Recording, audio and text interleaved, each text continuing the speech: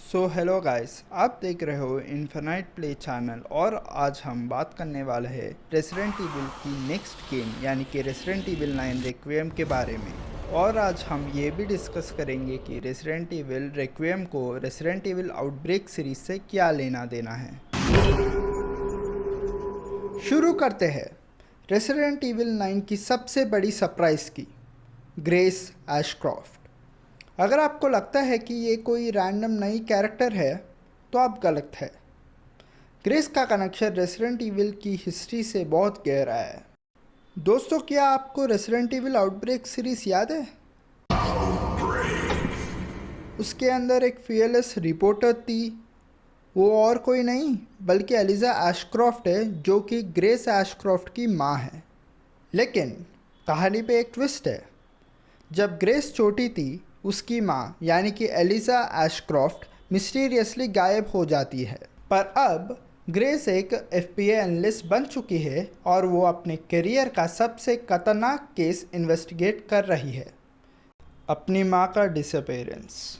और यही इन्वेस्टिगेशन उसे ले जाती है रेनवुड होटल की तरफ, जहाँ लियोन एस केनेडी पहले से किसी और मिशन पर है।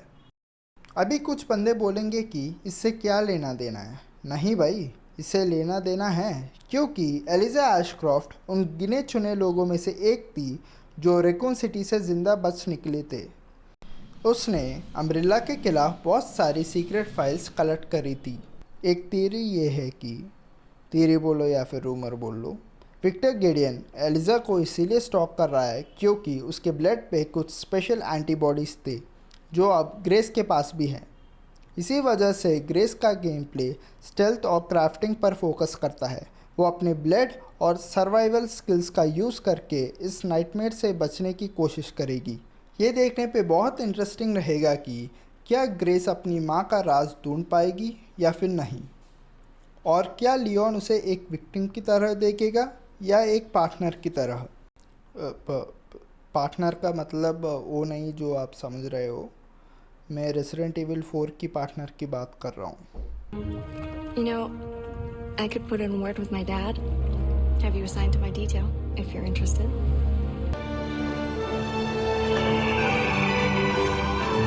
No.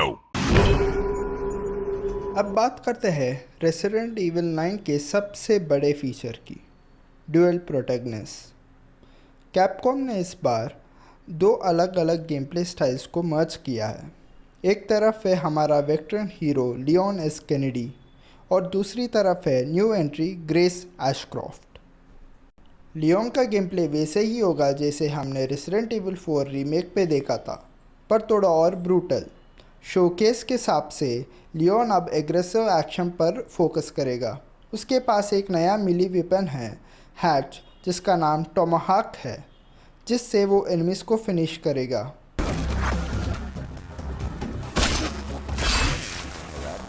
आपको पता है सबसे कूल बात क्या है? लियोन अब एनिमीज के वेपन्स जैसे चेन सॉस या एक्सेस को उन्हीं के खिलाफ यूज़ कर पाएगा। लियोन के सेगमेंट्स फास्ट पेस्ड होंगे, जहां आपको वन मैन आर्मी वाली फील आएगी।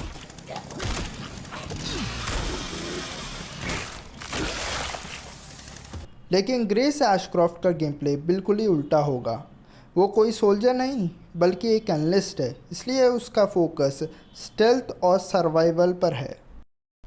ग्रेस के पास लियोन जैसी फायर पावर नहीं होगी। आपको अंधेरे पे चुप कर निकलना होगा। उसका स्पेशल फीचर है infected blood crafting.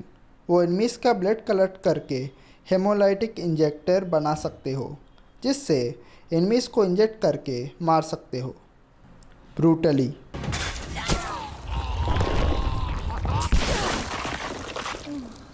That's too effective. Grace के सेगमेंट्स आपको रेसिडेंट इविल 7 की याद दिला देंगे, जहां डर ज़्यादा और रिसोर्सेस कम। इन दोनों प्ले स्टाइल्स को अगर कंपेयर करें तो कैपकॉम बेसिकली हमें दोनों वर्ल्ड्स दे रहा है, लियोन के साथ एक्शन और ग्रेस के साथ प्योर सर्वाइवल हॉरर।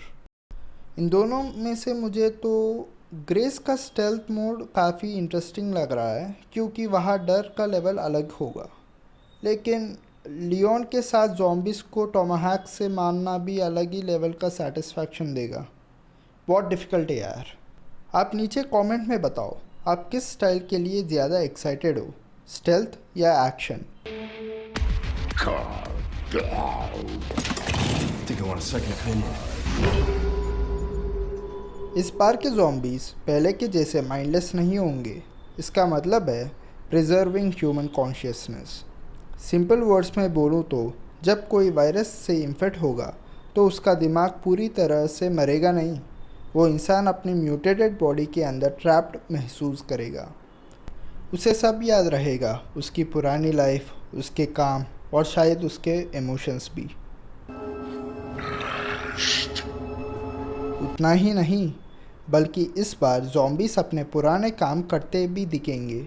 जैसे कोई ज़ॉम्बी शेफ़ है तो वो किचन में खाना बनाने की एक्टिंग करेगा, या कोई पुलिस वाला ज़ॉम्बी गन रीलोड करने की कोशिश करेगा। अगर रीलोड करके हमें मार देगा तो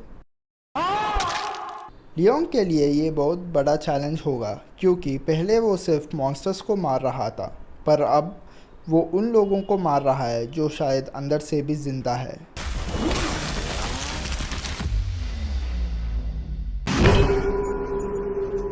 रेसिडेंट इविल 9 का सबसे बड़ा सवाल, इस बार का विलन कौन है?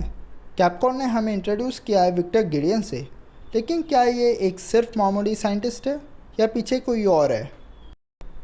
विक्टर गिडियन एक एक्स अम्ब्रेला साइंटिस्ट है जो रोड हिल हॉस्पिटल को कंट्रोल करता है। उसके फेस पर पुराने बर्न्स के निशान हैं और वो प्रोजेक्ट एल्पिस पर काम कर रहा है। ये वही वुडेड मैन है जिसने ग्रेस एशक्रॉफ्ट की माँ एलिजा एशक्रॉफ्ट को स्टॉक किया था। उसका एक ही मकसद है, ग्रेस का ब्लड ड्रेन करके इमॉर्टलिटी हासिल करना। I know now that you're the one that I've been searching for. The special one. The chosen one. Miss Ashcroft. लेकिन वेट, क्या विक्टर सिर्फ एक साइड विलन है? बहुत सारी थ्योरीज कह रही है कि विक्टर के पीछे एलेक्स वेस्कर का हाथ हो सकता है। लियोन का last main protagonist game resident evil 6 के क्लिप हैंगर में एलेक्स वेस्कर को दिखाया गया है, सो वहाँ से इन दोनों का स्टोरी कंटिन्यू हो सकता है। Fair is fair, kid.